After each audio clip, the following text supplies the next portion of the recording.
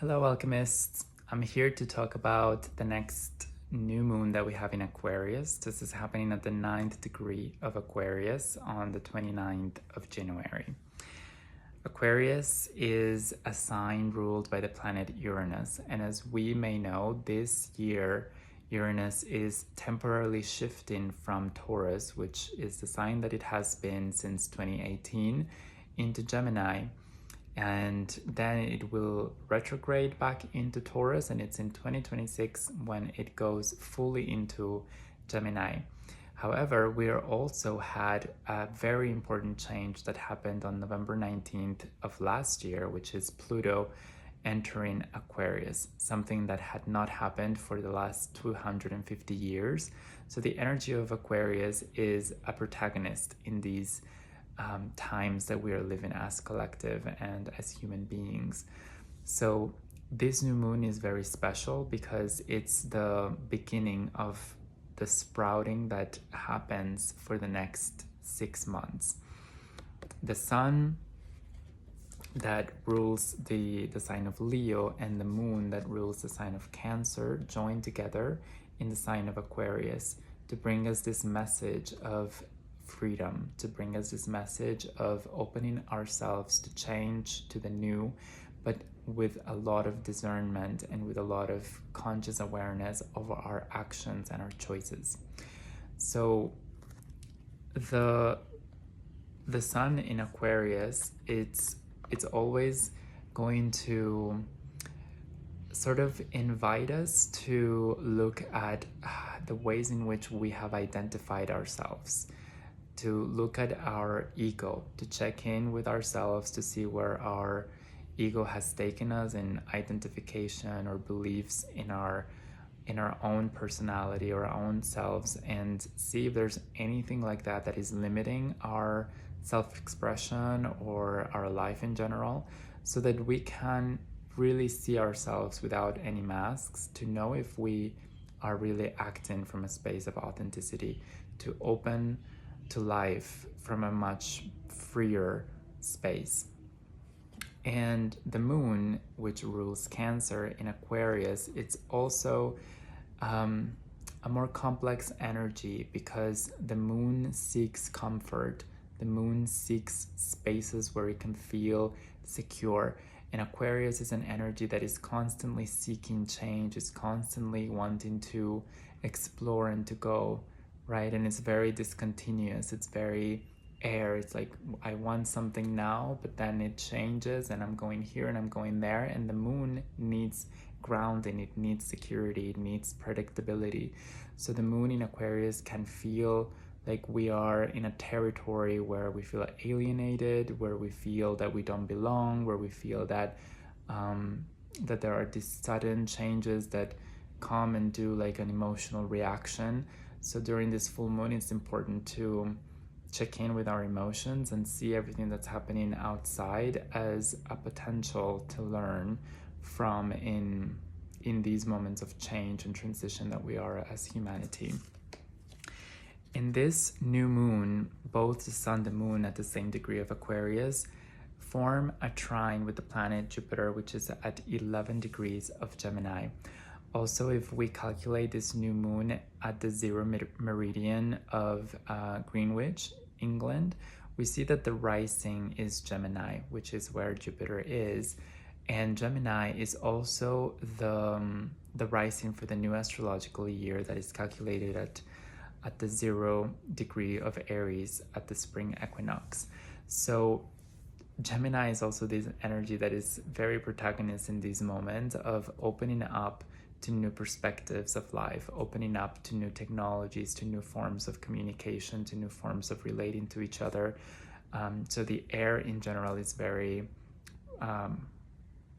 protagonist in these moments. The new moon trining Jupiter in this sign is an expansion. It's a way to leap into new things.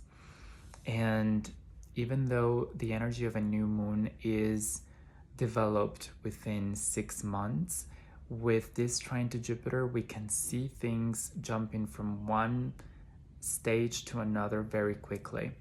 And this year things are going to be felt very quickly, also with the entrance of Neptune and Saturn into Aries, and Mars also helping in that transition.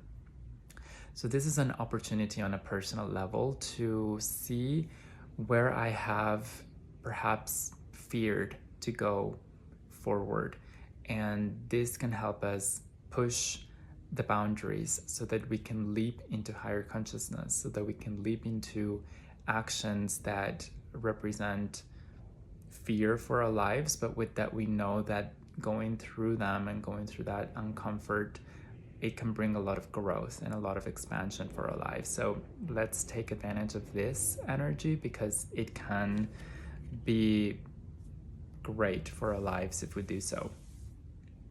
We have also on this new moon a conjunction in Aquarius as well that happens between Mercury, which is the planet that rules Gemini, and also Virgo, and it's conjunct Pluto at the 1st degree of Aquarius. So this conjunction can feel like we just entered the underworld and we're sort of looking at everything there, and it can be very scary. It's like looking directly at our subconscious and seeing all the trauma, all the hard things that we had to go through, all the painful things that we may have gone through, all the past experiences that brought some type of emotional response, looking at ancestral trauma, looking at the state of the world, all these things. However, the purpose of looking at all these things is not to stay in that state of perhaps negative outlook to these things, but to actually transform and to do alchemy with these things. Mercury in Scorpio, or Mercury conjunct Pluto, is always going to invite us to transmute whatever is channeled through the mind, to look at things and be able to find new perspectives of that, so that it can be elevated and transformed into a much more aligned state.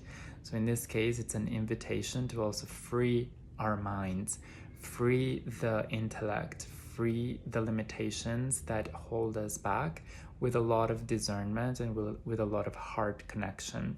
So if we have been stuck with some limiting beliefs, if we have been stuck with some limitations that don't allow us to feel really free or to move forward with decisions that we want to make, then this conjunction is like a powerful push into breaking those limitations of the mind. Also, I feel like this connection, or this conjunction in Aquarius between Mercury and Pluto collectively is like believing that we can do more than what we have been told. So collectively, we've always been told, oh, we can only access like 10-15% of our brains. Well, this year and the next years, we're going to see how much more capable of that we are, and how powerful we all are as a collective, as individual beings.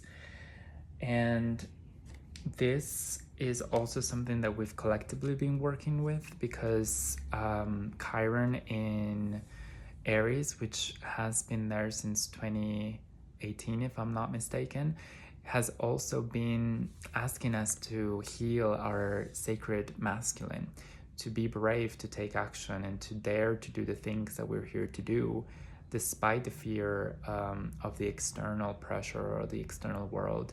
In this new moon, we have Mars, the ruler of Aries, in Cancer retrograde, and it's squaring Chiron. And this is an aspect that we'll feel for the rest of the year until March of 2026, because when the new year, the new astrological year begins in the spring equinox, Mars will be conjunct Chiron as well.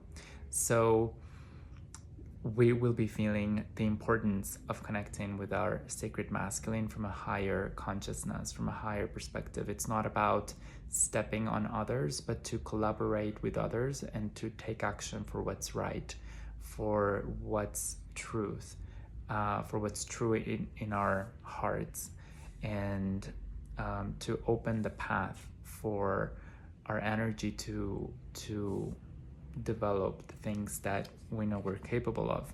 So it can also feel, since Mars is retrograding in Cancer, that this wound that can open up for us to look at and to begin to heal may have to do with ancestral trauma. Our ancestors wanting to be seen, acknowledged for their suffering, for their hardship, for the things they had to go through to open the path for us to be here. So it may also be good for us to tune in with that part of ourselves, from both our mothers, our fathers, our grandfathers, and all of humanity, to look at perhaps where anger is, where resentment is, where hatred is, where all these emotions are, so that we can also tune in with them to bring them to higher consciousness. Also see where our talents that we are ready to receive also come from our ancestors. And that's all Mars retrograde in Cancer, asking us to revision the way in which we place our action in the world based off of our conditioning and patterns of the past and our family. One beautiful aspect that we have in this new moon is that we have exalted Venus in Pisces, conjunct the ruler Neptune, and also the North Node. So Venus, as the ruler of Taurus and Libra, is all about connecting with ourselves and others from a space of self-love, self-esteem, self-value, and also connection to our body, to our senses. When it's exalted in Pisces, it's all about bringing that self-compassion and self-love to look at the parts of ourselves that are needing attention, and also to connect with others on a very deep level, on a very loving way. So it can also, because it's exalted and it's next to Neptune, it's like super exalted, so it can also fall into some shadow patterns if we're not aware of. Venus there can also bring us into this idealistic expectations, illusory energy of seeing the other not as they are, but as we want them to be. And perhaps it's a moment with Mercury conjunct Pluto to see things for what they really are, even if they represent some shadow or some hurt. So relationships at these times are going to be predominantly asking us to look at the dynamics that are happening there. And Venus also there is reminding us the importance of having this connection with spirituality, Pisces, but also bringing that down into the earth as the ruler of Taurus, manifesting all of that spiritual consciousness, or that spiritual knowledge, all of that spiritual wisdom into the earth in the way that we act coherently. And it is also about, with the North Node there as well, it's also about awakening in ourselves those gifts that are there that are more related to the feminine. So in terms of art, in terms of creativity, in terms of movement, dancing, connecting with the body, all of these things are very important tools for this time. Also with Mercury conjunct Pluto, I would recommend doing some breath work to transmute and alchemize emotions that are there, and to move the waters in our bodies through the conscious breath. So I hope this information guides you on these times that we're living in.